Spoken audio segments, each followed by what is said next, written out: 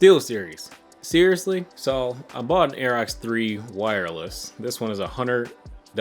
Did you guys hear that sound? Did you hear it in comparison to the other mouse? And when I use the XM1, I know the XM1 is like my favorite, blah, blah, blah, it's the whole, whatever. I only compare it to that one because it was on my desk. Now, all my other mice don't make that sound when they glide across a mouse pad.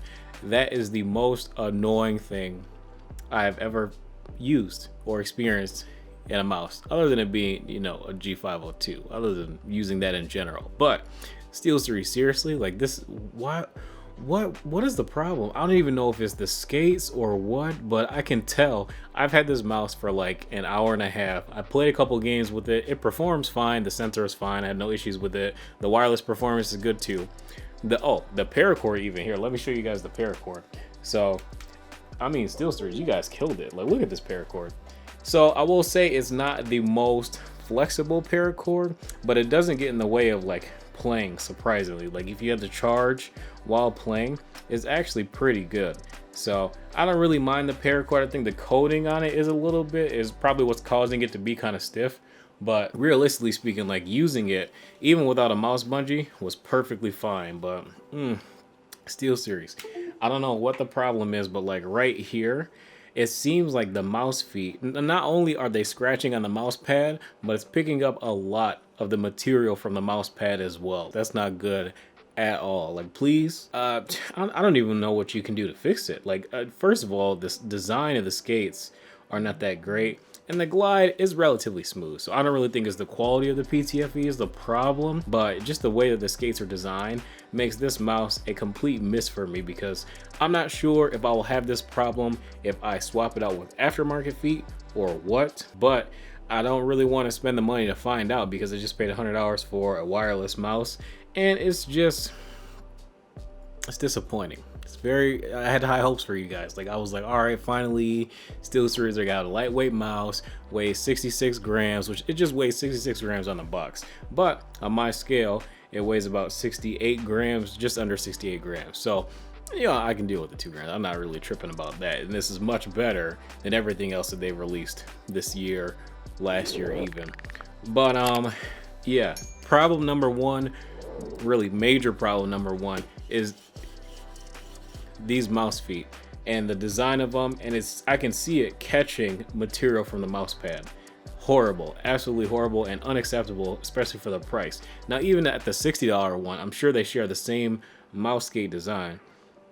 I'm sure it's just as bad. I don't know, but I don't even think this is defective. Like, I'm shocked. I seriously am shocked, and I'm kind of upset too. Like, I was planning on mating this mouse, but I know the Aerox 3 is basically just the Rival 3 in wireless form and lightweight form as well. These mouse side buttons, that same issue that I had with the Rival 3, they're just too skinny and they're hard to hit. So I was hoping that they would be easier to hit, because surprisingly on the original Razer Viper that I reviewed compared to the Viper Ultimate and the Viper Mini, I don't have issues with the side buttons on the Ultimate and Mini. So I would assume that maybe they would have fixed it, maybe pushed them out a bit more, made them easier to press in. But especially this backside button is really hard to hit. So that's kind of disappointing as well, that these haven't been improved at all since the original Rival 3. I mean, the mouse clicks, they're not bad. I'll give you guys a quick sound test.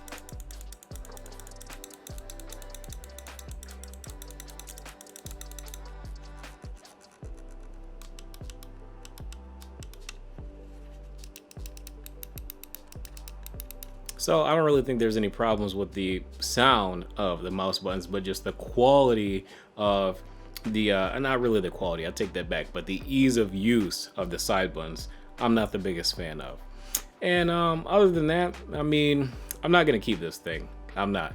I don't even really want to call this a review, because it's not really a review, but this is more like my first impressions, unboxing experience, and putting it back in the box and sending it back experience, because I'm not keeping this. I'm not. This thing is $100 and it scratches my mouse pad. Like, no.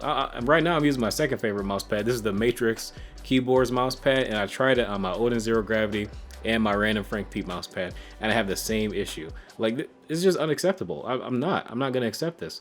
I hope that by the time, what is it, the Aerox 5 comes out, the one that's shaped more similarly to like a Rival 600, I hope that by the time that one comes out, they are able to fix this issue. I didn't see this in anyone else's reviews, but this is bothering the crap out of me. I'm not going to continue to use it, and it's getting sent back for sure, 110%. That's all I got to say about the Aerox 3.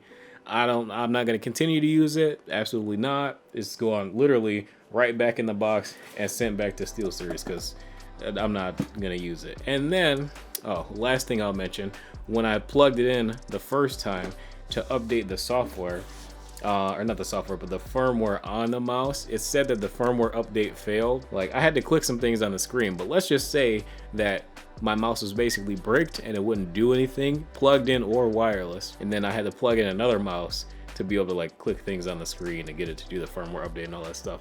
So I was like, that's just really weird. And what if I was setting up my gaming PC and I only had one mouse at the time and my mouse basically just bricked?